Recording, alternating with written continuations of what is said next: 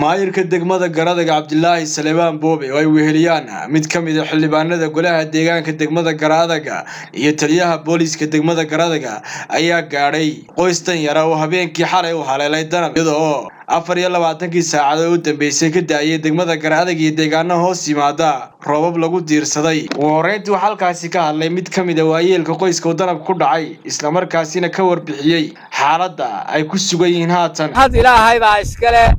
aniga oo oday jaamac barre maxamed camale ibraahin oo uu helay sigay danab waxyeelo waxa igaga galay markii horena ahaa nin iska abaareed oo abaare heshay markaa dabadeedna maato watay caruur iyo 7 hooyadood 8 aniga 9 iyo ari tira 3 dabeera waxa igu guriga ku dhacay danab waxaan ku mahadnaqayaa danabkaasu waxyeelo ilaahay wuu ii dhaafiyay dadkii aniga baa u baahan dhakhtar oo kufaacooyin ay soo gaadheen iyo wax aad moodo sulub oo yaacaya ugu yar khasaaro weyn waxaan si aad boqolkiiba boqol ugu mahadnaqayaa mar haddii aanu dadka yagi caafimaad qabno ilaahay wuu noo roon yahay maamulkuna wuu noo soo gurmaday guddoomiyihii ka warhelay waanu u nimi waayo dee shacabka Garadaga oo dhan iyo intii xukuntaba xil baa naga saaran dadka ay doorteen baanu nahay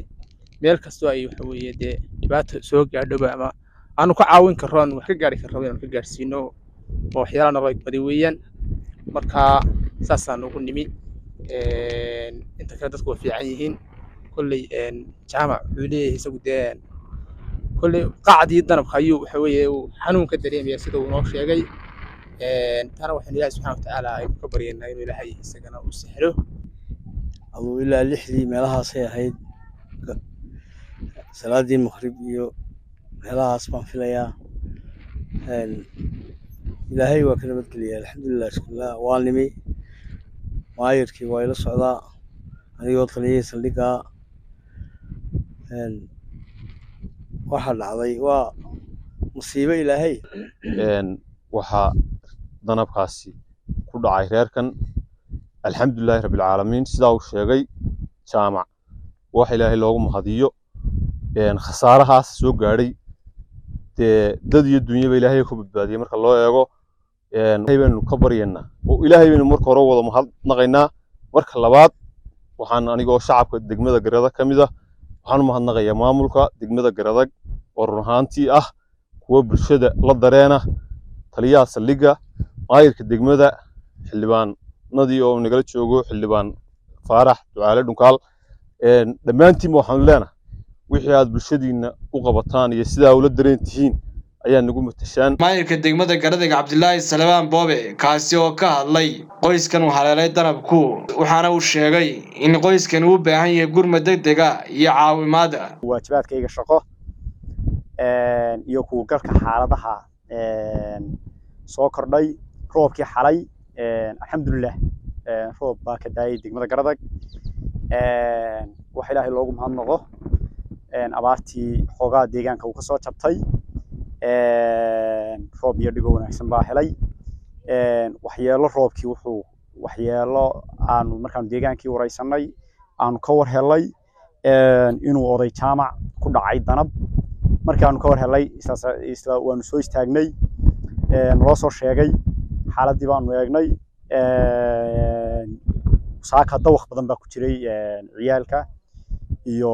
odaygaba alxamdulilah laakiin haddeero aanu markaanu noqonay annaguna aanu gurmad degdega gurmad degdeg ka soo gaarsiiya waxaan yara aanu keenayna waa gurmad degdeg insha Allah in laga warhayo aanu ka warhayno bulshadayada iyo sida wax soo gaareen iyo marba waxa ay qabaan ama waxa ay ku sugan yihiin waajibaadkayga shaqaana si faraya maaha wax aanu anagu samaynay ee waa shaqadayada saaran mas'uuliyadda waxaan u qaadnay bulshadayada inaanu bulshadayada ka war helo oo waxa ay ku sugan yihiin ka war helo ayaa muhiima odaygu marka horena dadkii abaari xagga u guuray buu ahaa runtii iyadoo dadku ku jiro xaalad adag ku jiro haddana ma intan yar baa xalay soo gaadhay waa alxamdulillah wax ilaahay loogu mahadnaqo waayo duuyo waxba ma tarto laakiin dadkii waa caafimaad qabaan oo intii hore qacqacdii iyo intii haddeer weladayeen aad u leedayn alxamdulillah ka degmo ahaan iyo ka maamul ahaanba waanu ka warhayn doonaa oday jaamac waxa laala wixii dhakhtar u baahan ee jeekan u baahanaa insha Allah waanu soo marinaynaa oo waanu taagannahay inaanu qaadno haddeer Salaad Jaamac wararka telefishinka Sahan Garadag